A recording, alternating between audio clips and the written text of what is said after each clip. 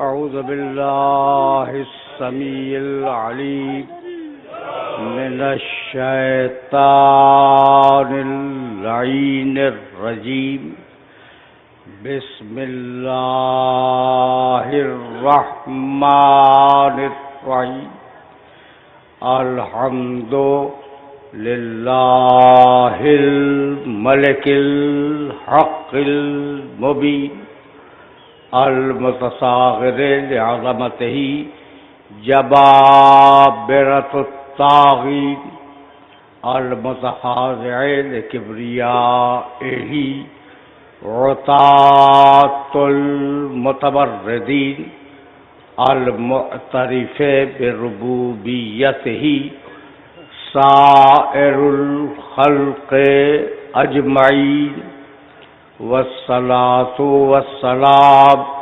والتحية والإكرام على أشرف النبيين وخاتم المرسلين سيدنا ومولانا أبي القاسم محمد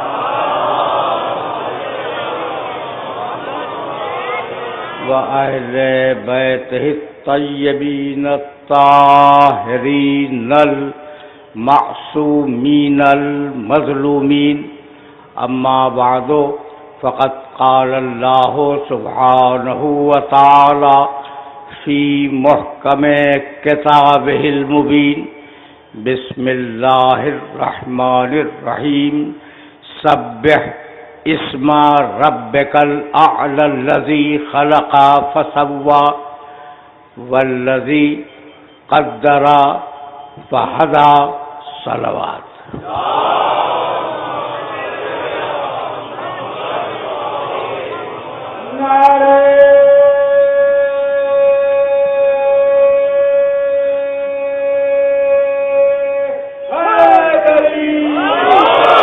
عزیزان محترم، دیکھتے دیکھتے سلسلہ گفتگو جو شروع ہوا تھا وہ اپنے 8ویں مرحلے میں داخل ہو گیا. میں 9ویں مرحلے میں، جی بالکل 9ویں مرحلے میں داخل ہو گیا، اور ظاہر ہے کہ یہ آخری مرحلہ فکر ہے، اور میں نے جان بوجھ کر کل 3 آیتوں کی تلاوت کی جبکہ روزانہ 5 کی کر رہا تھا. سبح اسم ربک الاعلی الذی خلق فسوی، تسبیح کرو اپنے رب اعلیٰ کے نام کی جس نے خلق کیا اور ضرورت کی ہر چیز سے نوازا. الذی قدر فہدی، اس نے پوری کائنات کی تقدیر معین کی اور پوری کائنات کی ہدایت کی کہ اسے کرنا کیا ہے. اب اس کے آگے عرض کروں، الذی، یہ ایسے جو میں نے نہیں پڑھی، اخرج المرعی، یہ وہ ہے جو چارے کو نکالتا ہے زمین سے، فجعلہ غثاء احوا، اور اسے بھوسا بنا کے پھینک دیتا ہے. کوئی ربط نظر آ رہا ہے؟ یہی تو کمال ہے قرآن کا کہ قرآن مجید نے تسویہ پہ بات کی، تقدیر پہ بات کی، ہدایت پہ بات کی، تخلیق پہ بات کی، اور اس کے بعد کہنے لگا کہ ہم نے تمہارے لیے چارہ، تمہارے لیے اور تمہارے مویشیوں کے لیے چارہ بنایا اور اس چارے کو پھر بھوسا بنا دیا. ٹھیک ہے نا؟ تو اشارہ تھا وقت کے عمل کی طرف.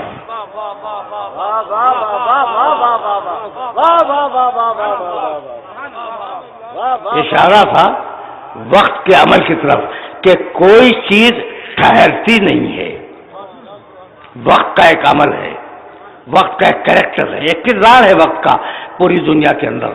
دیکھو بھائی، ابھی دن ہے، کچھ دیر کے بعد رات آ جائے گی، وہ جب ختم ہوگی تو پھر دن آ جائے گا، پھر اس کے بعد رات آ جائے گی. تو دن اور رات کا تسلسل تو ہر ایک کے مشاہدے میں ہے نا. جب ہر ایک کے مشاہدے میں ہے دن اور رات کا تسلسل، تو دن اور رات کے جمع ہونے سے ہفتہ بنتا ہے. جب ہفتے جمع ہو جائیں تو مہینہ بنتا ہے. جب مہینے جمع ہو جائیں سال بنتا ہے، اور جب سال جمع ہو جائیں تو تاریخ بنتی ہے.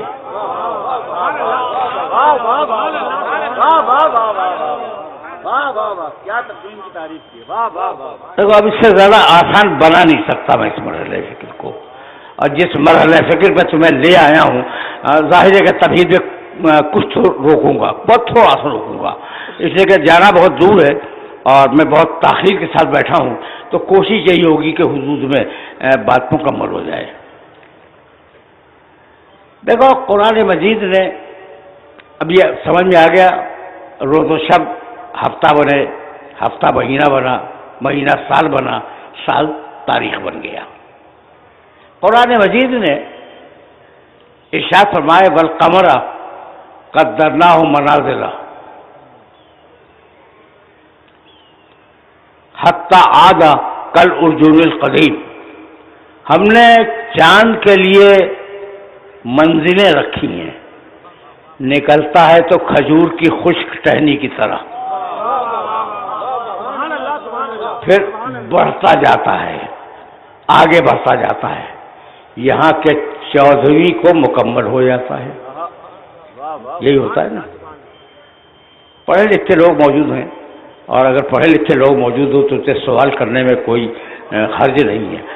اب رؤیت ہلال میں تو اب ماشاءاللہ آنکھ والے بھی نظر آنے لگے ہیں.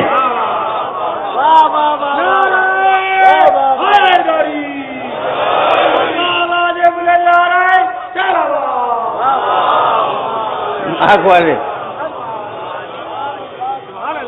ورنہ پہلے ان کی بھی بہت کمی تھی. ٹھیک ہے، تو میں کہنا کیا چاہ رہا ہوں، جو کہنا چاہ رہا ہوں وہ اگر پہنچ گیا تو میں بہت تیزی کے ساتھ آگے بڑھ جاؤں گا. کھجور کی خشک ٹہنی کی طرح آیا، بڑھتا گیا بڑھتا گیا بڑھتا گیا. اگر کبھی خدا نخواستہ رؤیت ہلال سے غلطی ہو جائے تو کہاں چیک کرو گے؟ دوسری کو چیک نہیں ہوگا، تیسری کو چیک نہیں ہوگا، چوتھی کو چیک نہیں ہو سکتا. ممکن نہیں ہے، ممکن نہیں ہے. جانتے ہو کب پتا چلے گا کہ غلطی ہوئی؟ جب 14ویں آ جائے گی.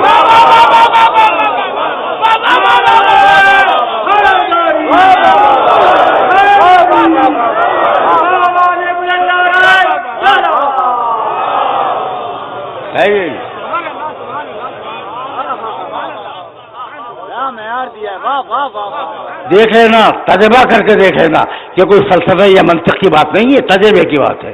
اچھا بھائی، تو چاند کھجور کی خشک ٹہنی کی طرح نکلا، بڑھتا گیا، بڑھتے بڑھتے اپنے کمال پہ آیا، پھر گھٹنا شروع ہوا، اور گھٹتے گھٹتے غائب ہو گیا. پھر کچھ وقفے کے بعد دوسرا چاند نکل آیا. بھائی یہی تو ہوتا ہے نا. بالکل اسی طریقے سے انسان اس دنیا میں آتے ہیں، بڑھتے رہتے ہیں، گھٹتے رہتے ہیں، پھر غائب ہو جاتے ہیں. ایسا ہے یا نہیں؟ بالکل ایسا ہی ہے نا. اچھا بھائی، تو اب اس کا مطلب یہ ہے کہ جس طریقے سے چاند سفر میں ہے ویسے ہم سفر میں ہیں، ہر انسان راستے میں ہے.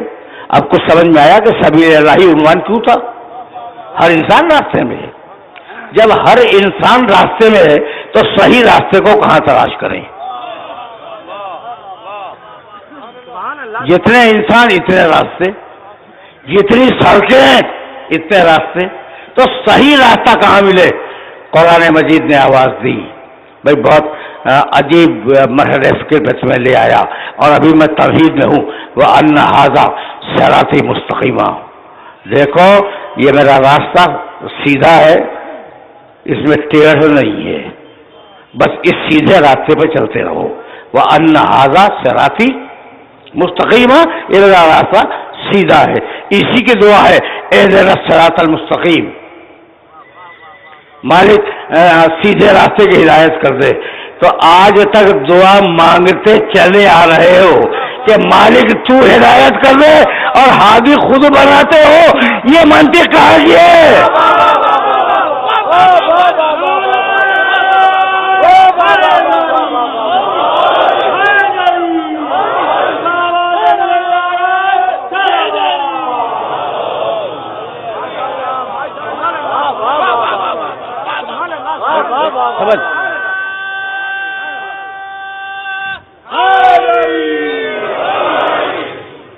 مالک سیدھے راستے کی ہدایت کر دے.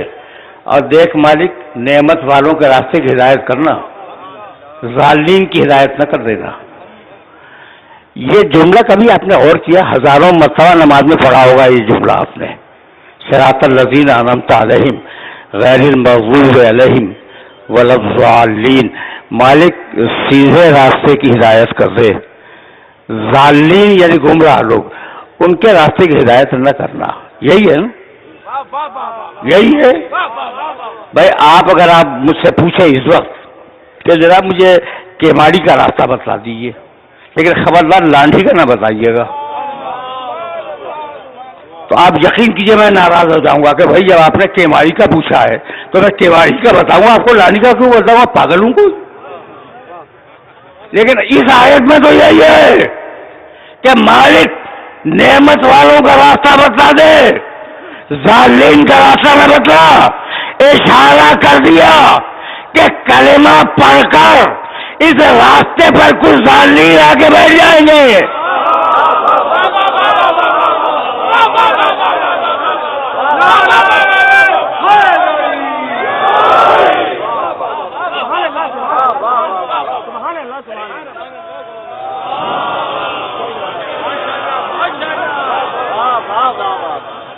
سمجھ رہے ہو نا؟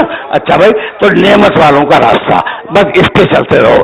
یہی کہا الم اعہد الیکم، یا سبب ہونا ہے تقریر کو جو پہلی محرم سے شروع ہوئی تھی اس کی تلخیص ہونی ہے. کہنے لگا یا بنی آدم اللہ تعبدوا الشیطان انہ لکم عدو مبین وان اعبدونی ھذا صراط مستقیم ھذا صراط مستقیم. اے آدم کے بیٹو، شیطان کی پوجا نہ کرنا، بچوں کو گمراہ کر دے گا. وہ ان اعبدونی، بس میری عبادت کرو، اور یہی صراط مستقیم ہے. تو اب صراط مستقیم کیا ہے؟ اللہ کی عبادت. توجہ رکھنا، توجہ رکھنا، اللہ کی اطاعت ہے صراط مستقیم. یہاں تک آ گئے، تمیز بھی ختم ہو گئی. صراط مستقیم ہے اللہ کی اطاعت. اور اب اللہ کہنے لگا قرآن مجید میں، سورہ نساء چوتھا سورہ قرآن مجید کا، اور دو مسلسل آیتیں 69ویں اور 70ویں. وَمَن يُطِعِ اللَّهَ وَالرَّسُولَ فَأُولَٰئِكَ مَعَ الَّذِينَ أَنْعَمَ اللَّهُ عَلَيْهِم مِّنَ النَّبِيِّينَ وَالصِّدِّيقِينَ وَالشُّهَدَاءِ وَالصَّالِحِينَ وَحَسُنَ أُولَٰئِكَ رَفِيقًا ذَٰلِكَ الْفَضْلُ مِنَ اللَّهِ وَكَفَىٰ بِاللَّهِ عَلِيمًا. پوری آیت کا ترجمہ نہیں کروں گا. اطاعت کرو میرے اللہ کی، اطاعت کرو میرے رسول کی. بھائی اطاعتیں دو ہیں، جو اللہ کہے وہ بھی مانو، جو اللہ کہے وہی مانو، اور جو رسول کہے اسے مانو.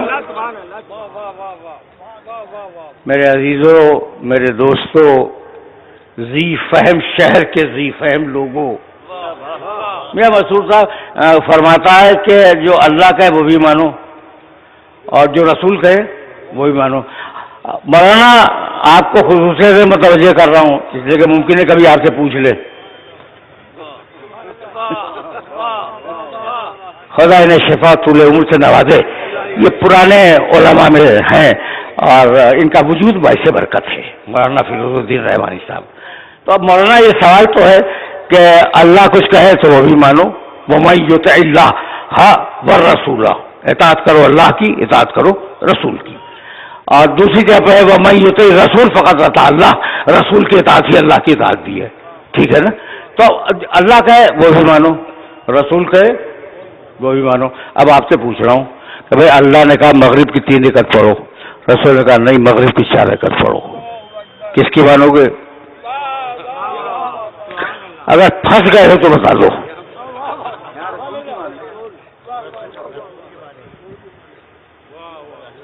سوال تو ہے کہ اگر اللہ کہے کہ 4 پڑھو اور رسول کہے 3 پڑھو، کس کی مانو گے؟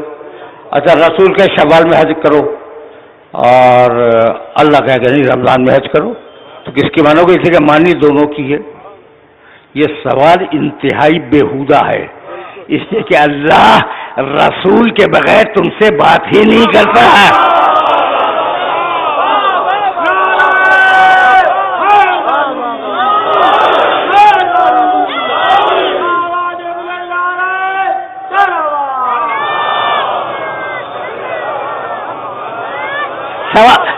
سوال یہ سچ ہے یہ کہ تمہارا اللہ رسول کے بغیر تم سے بات ہی نہیں کرتا، تو عجیب مرنے فکر ہے بھائی۔ میں سمجھ سے میری سمجھ قاصر ہے اس بات سے کہ بھائی اللہ تو تمہیں بات کے لائق نہ سمجھے اور تم ہر قدم میں کہہ رہے ہو یا اللہ اللہ۔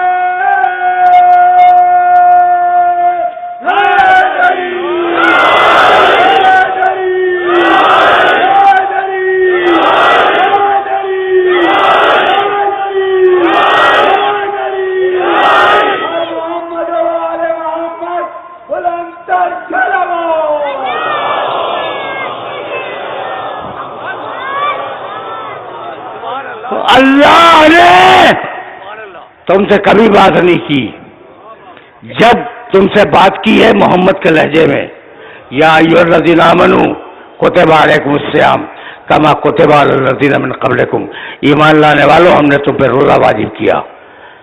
لفظ اللہ کے لہجہ میرے محمد کا ہے، تو یہی جتنی بھی یا ایھا الذین آمنوا کے آتے ہیں ان سب کے لیے یہی دہراتا رہنا، اقیموا الصلاۃ نماز قائم کرو، لفظ اللہ کے لہجہ میرے محمد کا۔ تو میں اصرار کر رہا ہوں اس بات کے اوپر کہ اللہ جب بھی بولا ہے تم سے تو میرے محمد کے لہجے میں بولا ہے۔ اگر کسی کو اعتراض ہو کے کہہ دے کہ کسی کے لہجے میں اللہ بولا ہو، زمانے رسول میں کسی کے لہجے میں اللہ بولا ہو، آپ کو اعتراض ہے؟ نہیں ہے، کسی کو اعتراض نہیں ہے نا۔ تو ہم سب متفق ہیں، یہ لاکھوں کا مجمع متفق ہے کہ اللہ جب تم سے بات کرتا ہے تو محمد رسول اللہ کے لہجے میں بات کرتا ہے۔ اب ایک رات ایسا ہوا کہ اللہ نے اپنے محمد کو بلایا،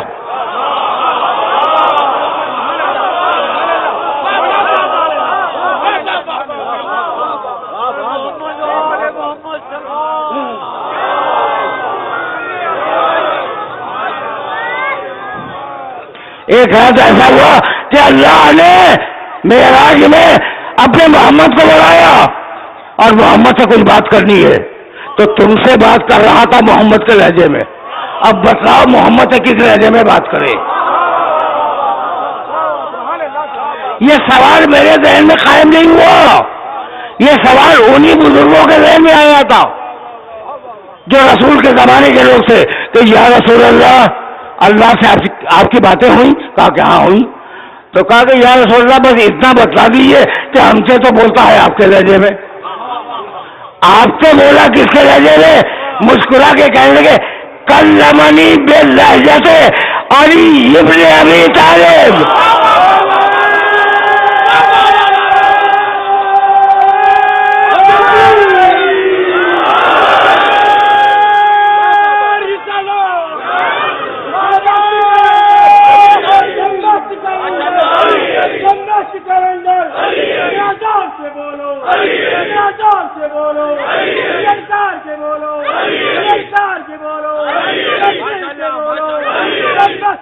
Sikandar, Danga Sikandar, Yara, Haydari, Haydari, Haydari, Shah Saad ki Allama Talib Jori, Bulandsar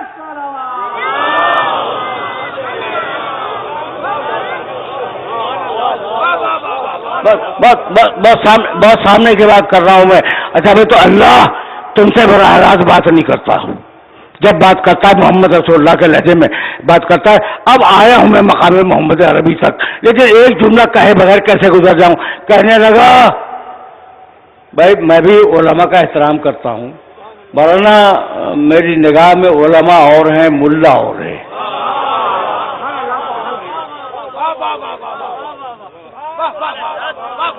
اور جب سے میں نے ڈاکٹر اقبال کا ایک مصرع پڑھا ہے اس وقت سے تو میرا دماغ ہی تبدیل ہو گیا ہے. جانتے ہیں کیا کہتے ہیں حضرت اقبال کہ دین ملا فی سبیل اللہ فساد.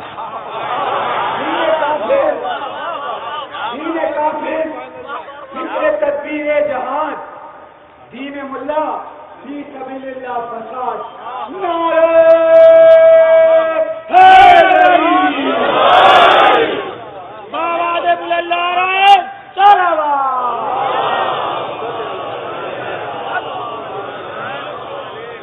دین ملا.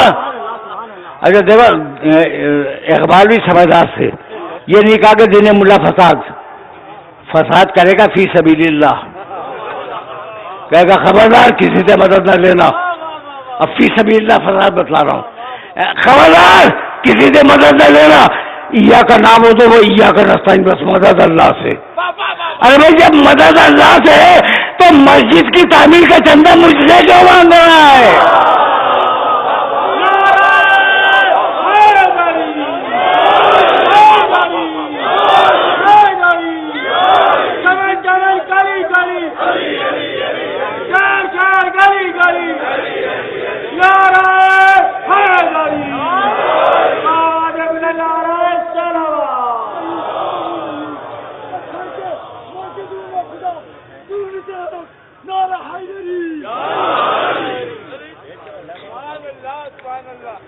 یہ بھی ایک طریقہ ہے علی کو خراج تحسین پیش کرنے کا. میں دیکھو اب اس نوجوان کو میں کچھ نہیں کہوں گا, جوان ہے, جذبات میں آ گیا اچھل گیا, ٹھیک ہے نا. کوئی بڈھا ہوتا وہیں بیٹھا رہتا, یا بٹھا دیا جاتا وہیں بیٹھا رہتا.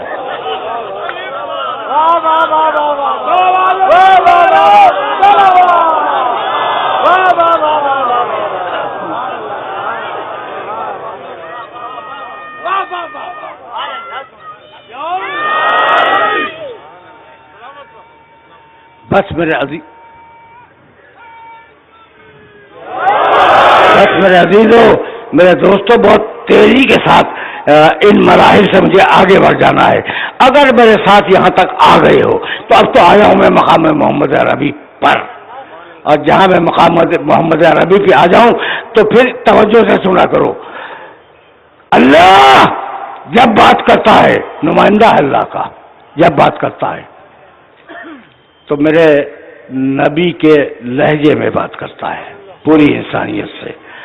اور اب نبی کی حفاظت کی, الذین یتبعون الرسول النبی الامی الذی یجدونہ مکتوبا عندہم فی التوراۃ والانجیل یامرہم بالمعروف. بہت طویل آیت سے جو پڑھ رہا ہوں. وینہاہم عن المنکر ویحل لہم الطیبات ویحرم علیہم الخبائث ویضع عنہم اصرہم والاغلال التي كانت عليهم فالذين آمنوا به وعزروه ونصروه واتبعوا النور الذي انزل معه اولئك هم المفلحون.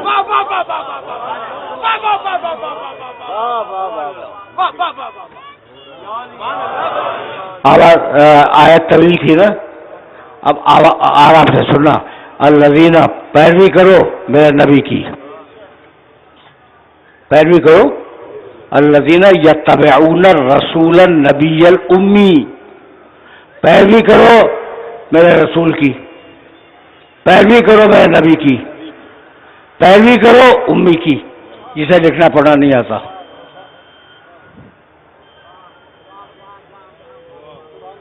لیکن کہیں سے واہ آ رہی ہے.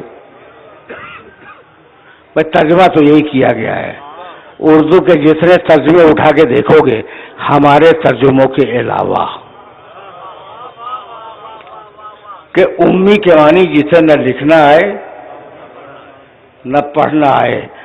پہلی وہی ہے بسم اللہ الرحمن الرحیم اقرأ بسم ربک الذی خلق. حبیب پڑھو اللہ کے نام سے.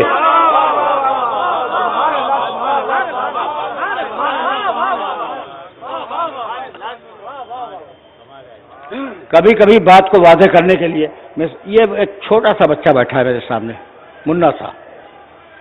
اس بچے سے اگر میں کہوں کہ بیٹے مجھے پیاس لگی ہے پانی لا کے دے دے, یہ کر سکتا ہے نا, یہ دے دے گا, میرا مطالبہ جائز ہے, بچہ ہے پانی لے آئے گا.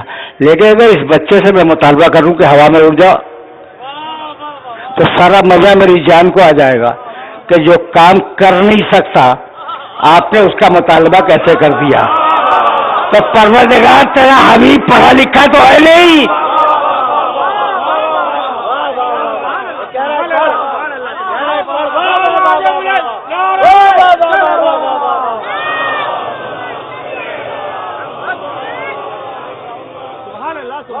حبیب تیرا حبیب تو پڑھا لکھا ہے ہی نہیں, تو یہ کیسے کہہ دیا کہ پڑھو.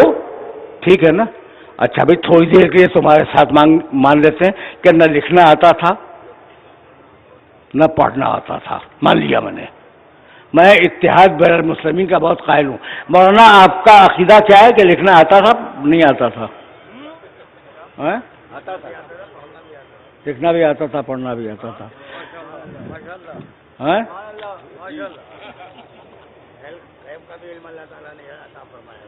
اچھا غیب بھی تھا. پھر تو ہم ہمارے بھائی نکلے.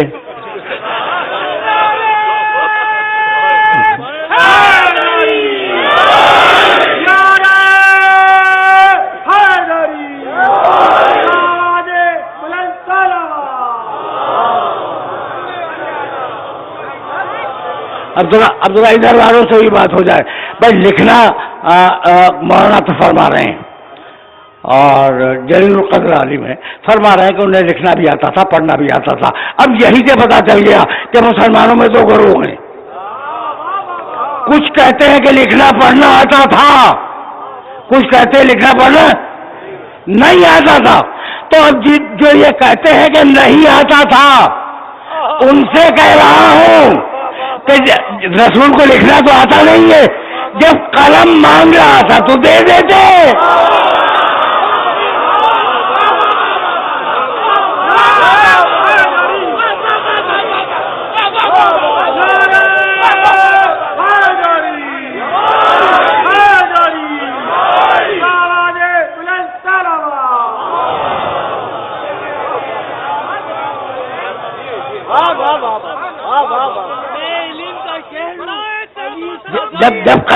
جب قلم مانگ رہا تھا تو دے دیتے. لکھنا تو آتا نہیں ہے, لیکن دل میں خطرہ تھا کہ اگر قلم دیں گے تو لکھ دے گا. تو جہاں دل اور زبان میں اختلاف ہو جائے اس کا نام اسلام نہیں ہے, منافقت ہے.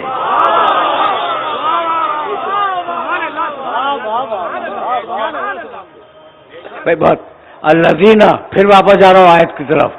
اب تو ایک لفظ امی پہ رک گیا تھا میں. الذین یتبعون الرسول النبی الامی الذی, یہ رسول ہے, یہ نبی ہے, یہ امی ہے. الذی یجدونہ مکتوبا عندہم فی التوراۃ والانجیل, اس کا تذکرہ پانے والے توریت و انجیل میں پاتے رہیں گے. آج بھی ہے, توریت میں بھی میرے نبی کا تذکرہ ہے, انجیل میں ہی میرے نبی کا تذکرہ ہے. یہ ہم نے اسے کیوں بھیجا؟ یامرہم بالمعروف, ساری نیکیوں کا حکم دے. پڑھے لکھے لوگ موجود ہیں اور قرآن کو انٹرپریٹ کر رہا ہوں. ابھی بحث ہو رہی تھی کہ لکھنا آتا ہے یا نہیں آتا. مانا یہ جملہ آپ کو ہدیہ کر رہا ہوں کہ عجیب یامرہم بالمعروف, ساری اچھائیوں کا حکم دینے کے لیے بھیجا ہے. ساری اچھائیاں جانتا ہے, جب تو حکم دے گا. یامرون بالمعروف وینہاہم عن المنکر، اور وہ ساری برائیوں سے روکنے کے لیے آیا، ساری برائیاں بھی جانتا ہے جب تو روکے گا۔ وَيُحِلُّ لَهُمُ الطَّيِّبَاتِ، وہ طیب و طاہر چیزوں کو حلال کرنے کے لیے آیا، سارے طیب و طاہر جانتا ہے۔ وَيُحَرِّمُ عَلَيْهِمُ الْخَبَائِثَ، اور وہ خبیث چیزوں کو حرام کرنے کے لیے آیا، سارے خبیث بھی جانتا ہے۔ وَيَضَعُ عَنْهُمْ إِصْرَهُمْ وَالْأَغْلَالَ الَّتِي كَانَتْ عَلَيْهِمْ، اور تم نے جو اپنی رسمیں بنائی ہیں، اپنے رواج بنائے ہیں، اپنے قانون بنائے ہیں، ہم نے اس نبی کو اس لیے بھیجا کہ ان قانونوں کو توڑ دے اور اللہ کے قانون کو رائج کرے۔ تو ساری اچھائیاں جانتا ہے، ساری برائیاں جانتا ہے، سارے حلال جانتا ہے، سارے حرام جانتا ہے، ساری دنیا کے معاشروں کو جانتا ہے، اور پھر امی ہے۔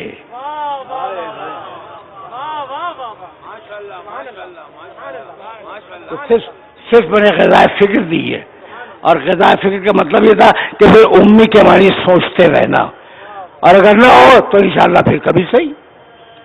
ابھی تو فکر کا جواب نہیں، کس کا؟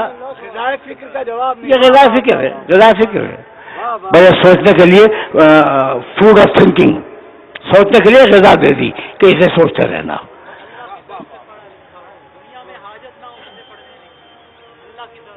ہاں صحیح کہہ رہے ہیں، بالکل صحیح کہہ رہے ہیں۔ اچھا بھائی، تو یامرون بالمعروف وینہاہم عن المنکر ویحل لہم الطیبات ویحرم علیہم الخبائث، لمبی آیت ہے نا۔ اب یہاں تک میرے نبی کی تعریف کی، یہ بتلایا کہ اس نبی کو بھیجا کیوں ہے، غرض بعثت بھی بتلا دی، نبی کی تعریف بھی بتلا دی، یہ بھی بتا دیا کہ توریت و انجیل میں اس کا تذکرہ ہے۔ اور اب کہنے لگا کہ اے مسلمانوں، تمہیں جنت کی شرط پہ دوں گا، فالذین آمنوا بہ، میرے محمد پہ ایمان لاؤ، جنت دوں گا۔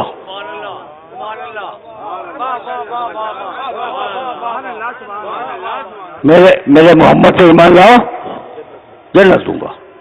مالک، ہم سب کا ایمان ہے تیرے محمد رسول اللہ پر، جنت دے دے۔ کہا نہیں، ابھی تو پہلی شرط بیان کی ہے، ضرور صرف ایمان لانا کافی نہیں ہے، میرے محمد کی عزت بھی کرو۔ اچھا، تو کچھ کرنا کو بے عزت بھی سمجھتے؟ کچھ تھے جو عزت نہیں کرتے تھے، واہ واہ واہ واہ، یعنی عجیب فکر ہے۔ فالذین آمنوا بہ، ایمان لاؤ میرے محمد پر، وہ ضرور اس کی عزت بھی کرو۔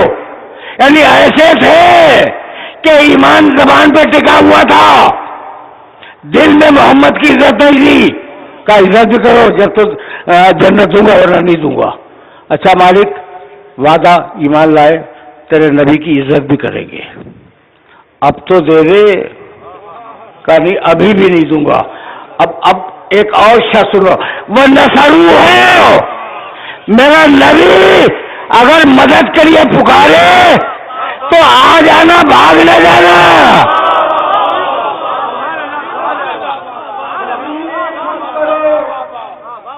حیدر کے آستانے پر زمین خم کرو، حیدر کے آستانے پر علی ہی آئیں گے، مشکل میں آزمانے پر علی ہی آئیں گے، مشکل میں آزمانے پر انہیں پکارنے سے فائدہ بھلا کیا ہو، انہیں پکارنے سے فائدہ بھلا کیا ہو، جو آ سکے نہ محمد کے بھی بلانے پر۔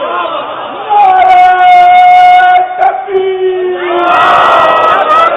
یہاں سے لے کر آخری آدمی تک نعرہ تکبیر، نعرہ رسالت، نعرہ رسالت، نعرہ حیدری، ہر محمد و آل محمد بلند تر صلوات۔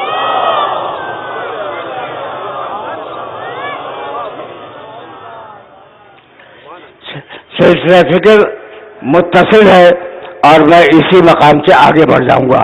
تو اب جنت کی شرطیں تم نے سن لی. فالذین آمنوا بہی، ایمان لاؤ، عزروا ہو اس کی عزت کرو، نصروا ہو اس کی مدد کرو. اب دے دے ایمان لے آئے، ایمان لے آئے، عزت بھی کر لی اور وعدہ ہے کہ پوری سنجیدگی سے عزت کریں گے. اگر زبان سے کہہ رہے ہیں محمد رسول اللہ تو دل میں بھی کہیں گے محمد رسول اللہ. وعدہ وعدہ. اچھا کہا مدد کرو، کہا کہ مدد بھی کریں گے کریں گے. رسول جب پکارے گا تو ہم اس کے پاس چلے جائیں گے. اب دے دے جنت. کہنے آخری شرط سنو، وَاتَّبَعُوا النُّورَ الَّذِي أُنزِلَ مَعَهُ. فقط محمد کی پیروی کافی نہیں ہے، اس نور کی بھی پیروی کرو جو محمد کے ساتھ اس دنیا میں ہے.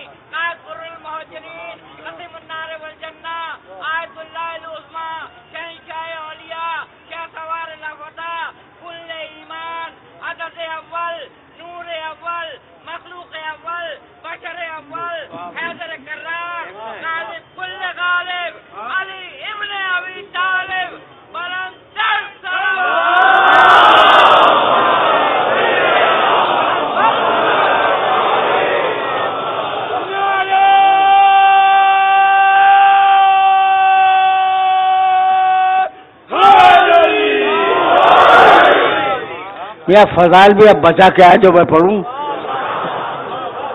ایسے لوگ بھی ہیں اور ظاہر ہے انہیں داد ملنی چاہیے، داد ملنی چاہیے. میں مقام محمد عربی پہ رکا ہوا تھا اور اب ذرا سا تمہیں آگے لے جاؤں گا، ذرا سا آگے لے جاؤں گا. یہ آیت تو ذہن میں رکھو گے نا، اس آیت کو میں پھر واپس لاؤں گا لیکن ابھی اس آیت کو ذہن میں رکھو. الذين يتبعون الرسول النبي الأمي الذي يجدونه عندهم مكتوبا عندهم في التوراة والإنجيل.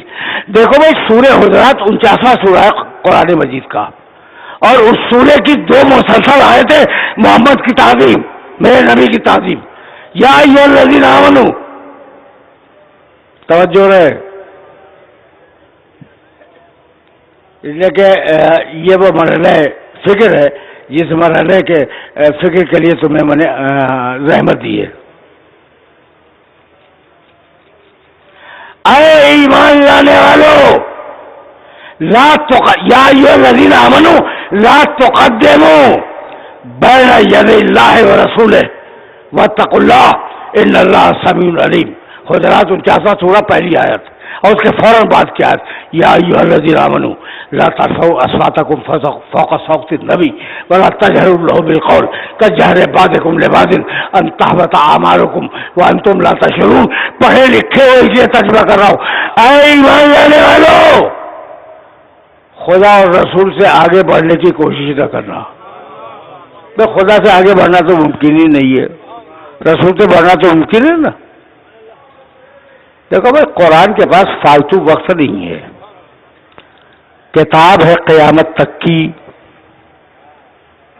ہے یا نہیں؟ قیامت تک کا کام ہے، اور اسی 23 برس میں تو کام زیادہ ہے اور اس کے بعد جو ٹائم ہے وہ کم ہے. تو قرآن فالتو بات تو کرتا نہیں، قرآن مفروضوں پہ تو بات کرتا نہیں. اے ایمان لانے والوں، ڈانٹا ایمان لانے والوں کو، مومنین کو ڈانٹا. مجھے معاف کر دینا، یہ سارے مومنین بیٹھے ہوئے اور مومنین کو ڈانٹا ہے. کیا کہہ رہا ہے کہ خبردار رسول سے آگے نہ بڑھنا. کوئی بڑا ہوگا نا.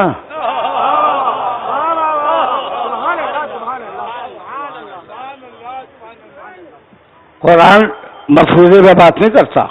پہلی ڈانٹ خبردار میرے رسول سے آگے نہ بڑھنا. یا ایھا الذین آمنوا لا ترفعوا اصواتکم فوق صوت النبی. اور اے ایمان لانے والو نبی کی آواز پر اپنی آواز کو بلند نہ کرنا. کسی نے کی ہوگی.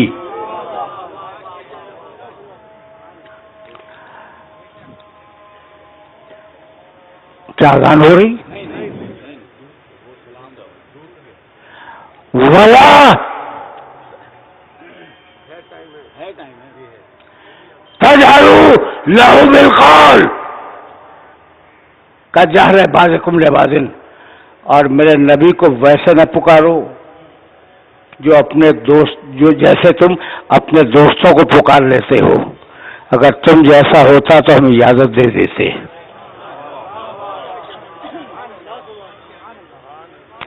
ان تحبط اعمالکم. اگر تم نے ایسا کیا تو تمہاری کیسا کیا؟ نبی سے آگے بڑھ گئے، آواز پہ آواز بلند کر دی، عام انسان کی طرح پکار لیا. تحبط اعمالکم، تمہاری پڑھی ہوئی نمازیں تمہارے منہ پہ مار دوں گا. اگر کوئی نبی سے آگے بڑھ گیا تو اس کی پڑھی ہوئی نماز اس کے منہ پہ مار دی جائے گی. اب تاریخ میں ڈھونڈتے رہنا. سبحان اللہ سبحان اللہ. تاریخ میں ڈھونڈتے رہنا. بہت بہت بہت توجہ رہے کہ ان تحبط اعمالکم وانتم لا تشعرون. تمہارے رکھے ہوئے روزے تمہارے منہ پہ مار دیے جائیں گے. تمہارا کیا ہوا حج تمہارے منہ پہ مار دیا جائے گا. کیوں؟ اس لیے کہ نبی سے آگے بڑھ گئے، نبی کو اپنے جیسا سمجھ لیا. نبی کی آواز سے اپنی آواز بلند کر دی. مجھے معاف کرنا، تمہیں بڑا ناز ہے مومن ہونے پر، ہے یا نہیں؟ اب سب سناٹے میں آ گئے. بڑا ناز ہے نا مومنین. سبحان اللہ مومنین. مومنین کو تو ڈانٹ پڑ رہی ہے. یقین کرنا کہ یہ سب قرآن میں موجود ہیں. اچھا ایک آیت اور سن لو جو اس سے زیادہ خطرناک ہے، سورہ مائدہ کی. یا ایھا الذین آمنوا من یرتد منکم عن دینہ. پوری آیت بھی نہیں پڑھوں گا. اے ایمان لانے والو اگر دین چھوڑ کے جانا چاہتے ہو چلے جاؤ. کتنی بڑی ڈانٹ ہے ایمان لانے والوں کو. تو مومنین کو اللہ نے قدم قدم پہ ڈانٹا ہے. میں قرآن کو جب دیکھنے چلا تو ایک ایک لفظ میں نے قرآن مجید کے مطالعے کا شرف مجھے حاصل رہا ہے. ایک ایک لفظ ڈھونڈتا رہا تو مجھے کام کا آدمی لگا متقی.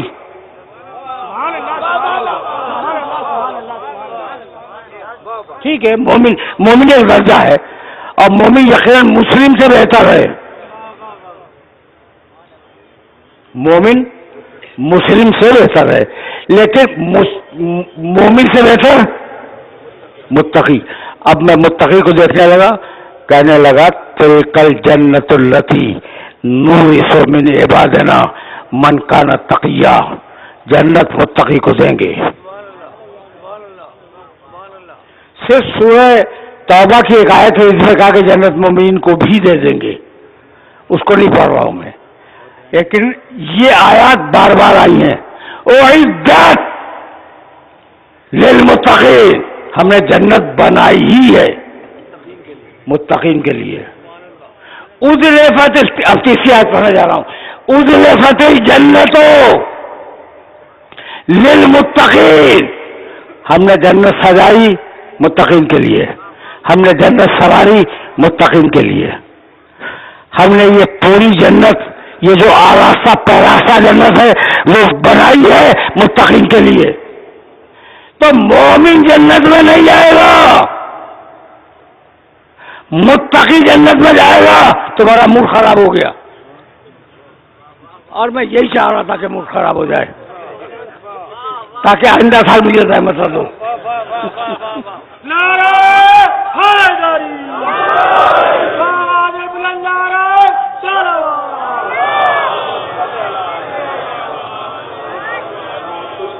مولا آپ کو طول حیات دے، اور جب تک آپ کی حیات طویل ہو اس وقت تک آپ اس منبر پہ آتے رہیں۔ آپ فرمایا ہے، اور آپ یہاں سے تشیعوں کو خدمت کرتے ہی نہیں ہیں، صرف عالم اسلام کو بھی آپ یہاں سے نمائندگی کرتے ہیں۔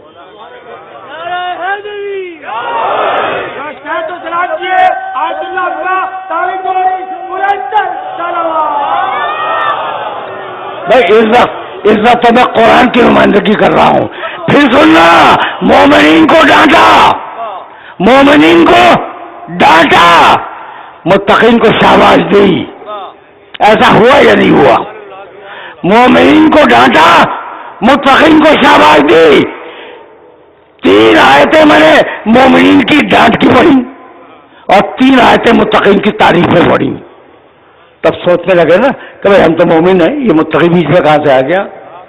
تو میاں اب یہی سبب ہے کہ بنی امیہ کے زمانے سے لے کر توڑا بورا تک امیر المومنین بنتے رہے، امام المتقین میرے علی کے علاوہ نہیں ملا۔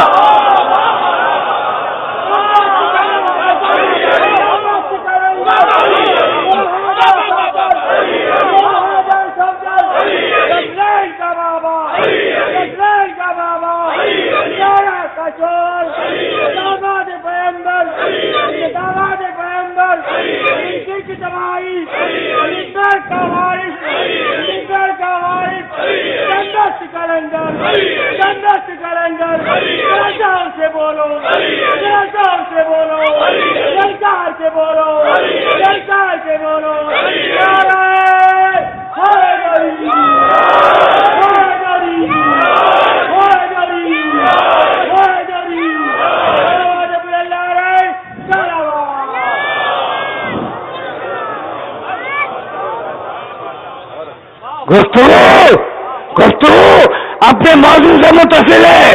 امام شافعی رحمۃ اللہ علیہ کا نام سنا ہے؟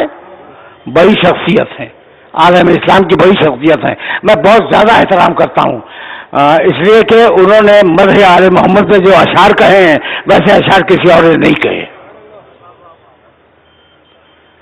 انہوں نے ایک ربائی کہی جنت کے حوالے سے، علی، اب دیکھو بھائی جنت، جنت، جنت، یہ تینوں طریقے سے لفظ آتا ہے اور تینوں کے معنی الگ الگ ہیں۔ علی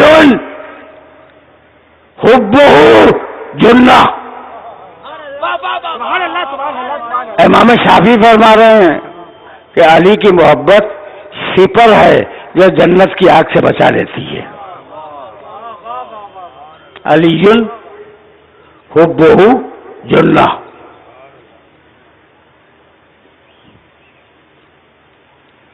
قسیم النار، دوسرا مصرع، قسیم النار والجنہ، یہ علی ہی تو ہے جو جنت اور جہنم کو تقسیم کرے گا۔ 2 مصرے ہو گئے، ربائی ہوتی ہے 4 مصروں کی۔ تیسرے مصرے میں فرمانے لگے وصی المصطفیٰ حقاً، یہ حقاً حقاً رسول کا جانشین ہے، نہ حق کون ہے مجھے نہیں معلوم۔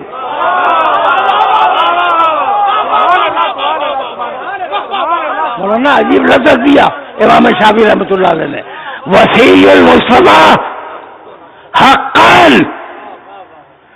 یہ رسول کا جانشین ہے، رسول کا وصی ہے، حقاً، حقیقت تو یہی ہے۔ امام الانس والجنہ، یہ انسانوں کا بھی امام ہے، جناتوں کا بھی امام ہے۔ امام شافعی رحمۃ اللہ علیہ نے کہا کہ علی قسیم جنت و نار۔ یہاں تک آ گئے، جانا مجھے دور ہے اور شاید دور نہ جانا ہو، اس لیے کہ اب دامن وقت میں گنجائش بھی نہیں ہے۔ سنو بھائی، یہ جملہ سنو۔ امام شافعی نے کہا کہ جنت و جہنم کی تقسیم علی کریں گے، یہ سن لیا تم نے۔ اب میرے نبی کی روایت جاؤ مناقب کی کتابوں میں دیکھ لینا.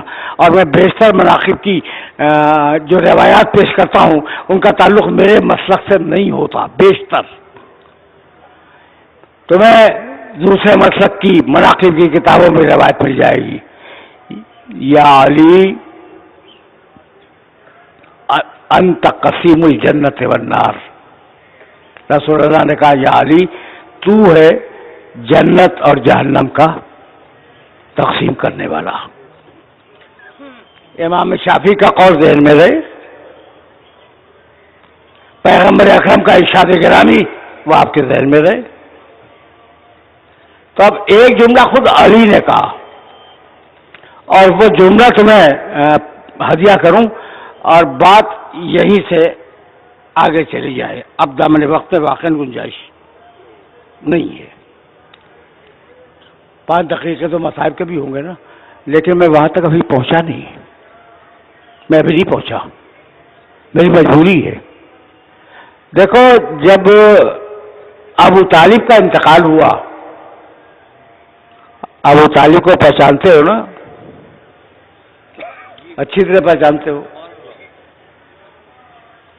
تو لوگوں نے مشہور کر دیا کہ ابو طالب کافر مرے, تب جہنم میں گئے.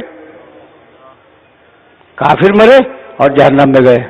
بھائی کافر مرے یہ کیوں مشہور کیا گیا, یہ اب میری آج تک سمجھ میں نہیں آیا. اس لیے کہ بہت سے باپ دادا کافر مرے, ان کا تو کوئی تذکرہ نہیں کرتا. بہت سو کے باپ دادا کافر مر گئے. یہ ابو طالب کا خصوصیت سے ذکر, کافر مر گئے اور جہنم میں ہے, جہنم میں ہے. اچھا بھائی آپ مجھے بتاؤ, میں تمہاری گرمی کی بےتابی سے بھی پریشان ہوں, شدید گرمی ہے اس وقت, ٹھیک ہے نا, لیکن اب 5-7 دقیقے صبر کر کے مجھے ایک سوال کا جواب دے دو کہ بھائی جنت اور جہنم کی تقسیم کب ہوگی؟ قیامت کے بعد. اور ہمارے دوستوں کو جلدی اتنی ہے کہ ابو طالب کو ابھی تک پہنچا دیا.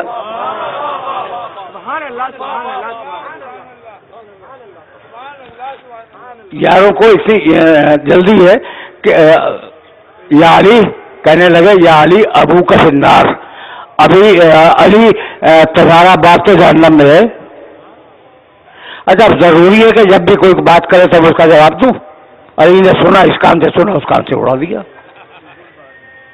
یا علی ابو کا فنار, کیا ضرورت ہے علی جواب دیں, ٹھیک ہے, نہیں دیا جواب. اب اٹھتے بیٹھتے لوگوں نے رسم بنا لی, یا علی نے دیکھا, کہا ابو کا فنار, تمہارا باپ تو جہنم میں ہے. سن لیا, نوٹس نہیں لیا. اب ایک دن ایسا ہوا کہ کوئی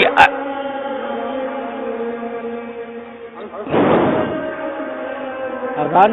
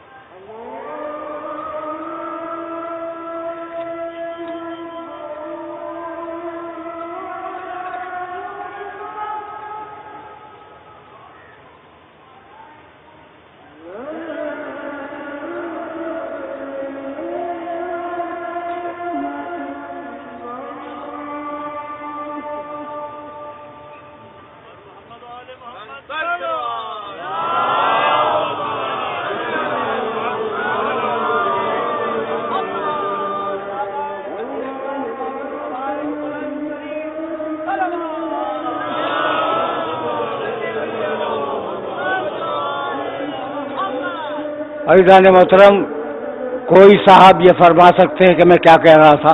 جی آپ فرما رہے تھے کہ علی تمہارے باپ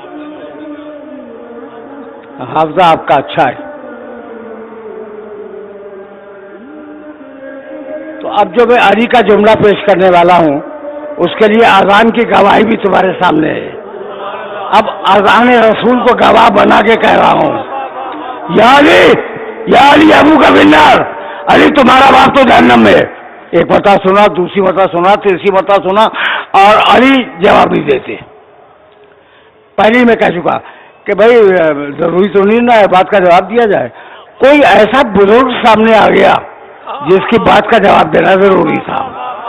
علی یہودی کے باغ میں کدال سے زمین کھود رہے تھے، وہ گزرے، کہنے لگے یا علی ابو کا بنار، علی تمہارا باپ تو جہنم میں.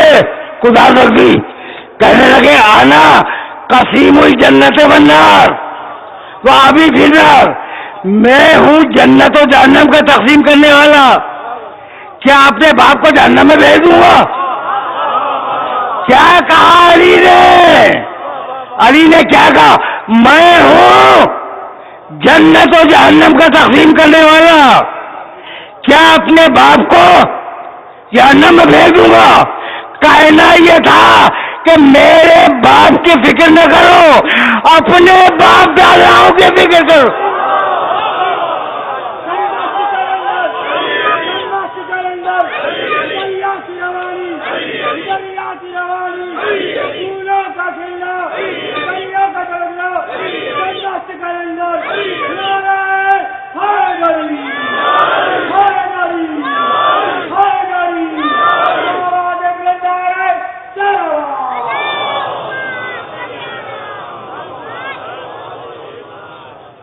ابو طالب علیہ السلام بلندتر صلوات.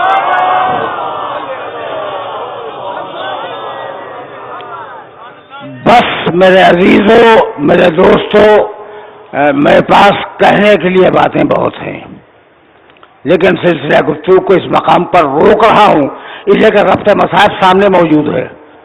علی کے فضائل کا بیان تھا اور اب ایک علی کے مصاحف کا تذکرہ ہوا.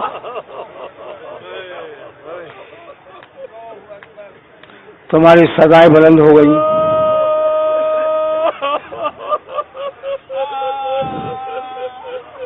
فضائل علی کا بیان تھا نا، اب علی اصغر کے مصاحف کا بیان ہوگا. جب کوئی نہ رہا، دو جملے سنو، انتہائی مختصر سنو، لیکن یہ شہزادہ سمجھ میں آ جائے. زیادہ طویل مصائب نہیں پڑھوں گا. جب کوئی نہ رہا تو حسین ابن علی خیمے کے دروازے سے باہر آئے اور اپنے ساتھیوں کو آواز دی، زہیر، بریز، مسلم ابن اسدہ، یا ابطال الصفا وجہ فرسان الحیجہ لما تنادینی ولم تجبکم. کیا وجہ ہے کہ میں تمہیں پکار رہا ہوں، تم تو میری ہر بات پر لبیک کہتے ہوئے دوڑ آتے تھے نا.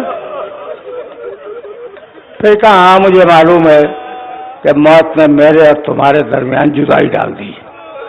یہ کہہ کر حسین ابن علی نے دونوں ہاتھ بلند کیے اور کہا حل من ناصر ینصرنا.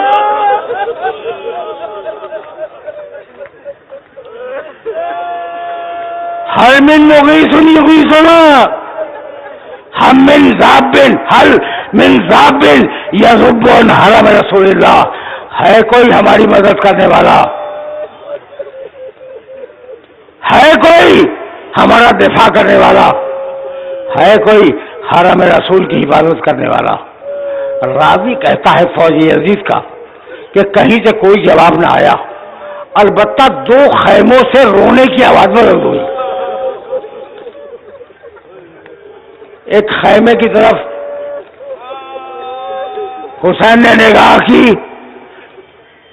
دیکھا کہ زین العابدین، بیمار زین العابدین ایک ٹوٹا ہوا نیزہ ہاتھ میں لیے دوڑتے ہوئے مقتل کی طرف جا رہے ہیں. جناب ام کلثوم سامنے کھڑی تھی, کہا خوشی ہے ام کلثوم سجاد کو تھامو. کہا بھیا تھمتے نہیں ہیں, سنبھل نہیں رہے ہیں. حسین آئے اور آنے کے بعد کہنے لگے کہ بیٹے اگر تو مقتل میں چلا گیا تو سلسلہ امامت پہ خلل آ جائے گا. یہ کہہ کر گود میں اٹھایا سید سجاد کو اور خیمے میں پہنچایا. پھر دوسرے خیمے کی طرف چلے جس سے شور گریہ کی آواز بلند تھی. آئے دروازے پر, شہزادی زینب خیمے کے دروازے پر کھڑی تھی. کہا بہن کیا ہوا؟ کہا بھیا جب سے اظہر کے کان میں آپ کی آواز گئی ہے حل من ناصری ینصرونا, وہ جھولے میں قرار نہیں پاتا. کہا لاؤ میرے پاس آؤ. کہا بھیا اصغر کسی کی گود میں نہیں آ رہا ہے, سنو گے؟ حسین خیمے میں داخل ہوئے. بچہ ہومک کے حسین کی گود میں آ گیا. دو تین جملے سنو. شہزادے کی شہادت کا واقعہ طویل ہے لیکن اب میرے پاس دامن وقت میں گنجائش نہیں ہے. بچہ گود میں آ گیا. کہنے لگے رباب سے کہ رباب میں تمہارے بچے کو لے جا رہا ہوں, شاید میں اسے پانی پلا کے لاؤں. آئے میدان میں, بچے کو دونوں ہاتھوں میں بلند کیا اور کہا اے قوم جفاکار, اس کی ماں کا دودھ خشک ہو گیا ہے.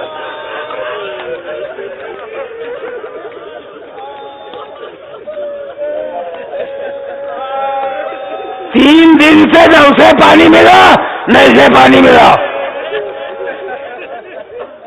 آخری جملے سنو. تو اگر مجھے نہیں پلانا چاہتے تو اس بچے کو تو پانی پلا دو. لوگوں نے توجہ نہ کی. کہا بیٹے یہ تیری پیاس پہ یقین نہیں کر رہے ہیں, ذرا اپنی سوکھی زبان تو دکھا دیں. اصغر نے اپنی سوکھی زبان اپنے منہ سے نکال کے دکھلائی. یہ وہ وقت تھا جب یزید کے فوجی ڈھاڑے مار کے رو رہے تھے. ایک دوسرے سے کہہ رہا یہ ہو گیا نا, یہ 6 مہینے کا بچہ حسین کہاں سے لے کے آ گئے میدان میں. پیسہ ساتھ نے ہرملوں کو آواز دی, ایک پر کرامل حسین, حسین کی بات کو کاٹ دے.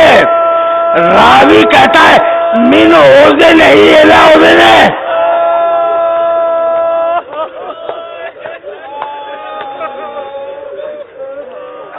ایک کان سے دوسرے کان تک بچہ شہید ہو گیا, ذبح ہو گیا. ذبح کا لفظ موجود ہے. مجھے رک جاؤ, یہ ہرملہ نے کیا تھا. کہا جب امیر مختار نے ہرملہ کو پکڑا تو امیر مختار کا طریقہ یہ تھا کہ وہ پوچھا کرتے تھے کہ تو نے کیا کیا, اور رپورٹر لکھتا تھا. ہرملہ سے پوچھا کہ تیرا جرم کیا تھا؟ کہا امیر کچھ بھی تو نہیں, میں نے تو کچھ کیا ہی نہیں کربلا کے میدان میں. کہا پھر بھی کہا میرے پاس تین تیر تھے اور میں نے وہ 3 تیر چلائے میدان میں, تو 3 تیروں کی حیثیت کیا ہے؟ کہا بس ان 3 تیروں کی تفصیل بتلا دے. کہنے لگا کہ ابھی تو پوچھ رہا ہے تو بتلا رہا ہوں.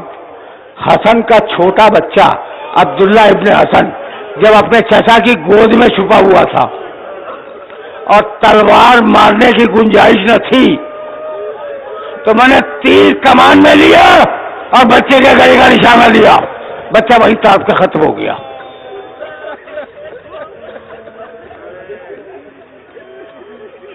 کہا دوسرا تیر, امیر مختار پوچھ رہے, دوسرا تیر اس نے کہا میں نے دوسرا تیر اس وقت مارا جب حسین زخمی ہو کر گھوڑے پہ جھوم رہے تھے. حسین جب زخمی ہو کر گھوڑے پہ جھوم رہے تھے اس وقت میں نے دوسرا تیر مارا، پھر حسین گھوڑے پہ سنبھل نہ سکے.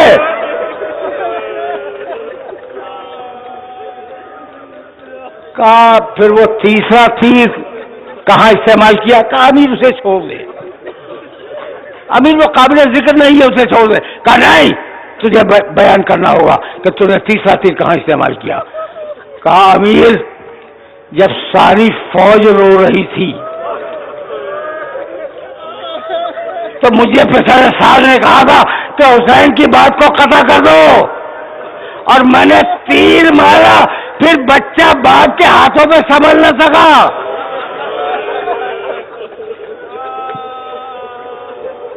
دو جملے سنو. حسین کی گود میں بچہ ہے، بچے کی لاش ہے. ایک جملہ سنو گے؟ دیکھو اب دیر ہو ہی گئی ہے تو یہ جملہ بھی سنتے ہی جاؤ. جب گلے سے خون بہا تو حسین نے وہ خون اپنے چلو میں لے لیا. مقصد میں جانتا جملہ کیا ہے؟ ایک ہی چلو خون نکلا تھا اور وہ اسے اپنے چہرے میں مل لیا. مجھے بتاؤ، مجھے وہ لوگ بتائے جن کے گھروں میں 6 مہینے کے بچے ہیں کہ کیا 6 مہینے کے بچے کے اندر ایک ہی چلو خون ہوتا ہے؟ پیاس سے خشک ہو گیا تھا. اب سمجھ میں آیا؟ اصغر بچے کا لاشا لیے ہوئے پلٹے، کہہ کے آئے تھے کہ رباب شاید میں سے پانی پلا کے لاؤں. ہمت نہیں ہے کہ رباب کے پاس لے جائیں. 7 مرتبہ آگے بڑھے، ریزن میں قضائی و تسلیماً لامرہ. 7 مرتبہ پیچھے ہٹے، ریزن میں قضائی و تسلیماً لامرہ. ایک مرتبہ ہمت کی، اور ہمت کرنے کے بعد خیمے کے دروازے پہ گئے. کہا رباب میرے پاس آؤ. بہت سمجھدار ہو، ایک جملہ کہنا چاہ رہا ہوں. اب کی جو رباب نے حسین کی صورت دیکھی تو اس میں فرق دیکھا. اکبر کے بعد بھی تو صورت دیکھی تھی نا، لیکن اکبر کے چہرے کا لہو حسین کے چہرے پہ نہیں تھا. پہچان گئی کہ بچہ دنیا سے گیا. کہنے لگے کہ رباب میں کون ہو؟ کہا آپ میرے والی ہیں، آپ میرے وارث ہیں، آپ امام وقت ہیں. کہا رباب اگر میں کچھ کہوں گا تو مانو گی؟ آخری جملہ. کہا مولا کیسے نہیں مانوں گی؟ ایک مرتبہ آبا کا دامن الٹ دیا کہ رباب تیرے بچے کو پانی تو نہ پلا سکا، اور بچہ ظلم کے 30 سال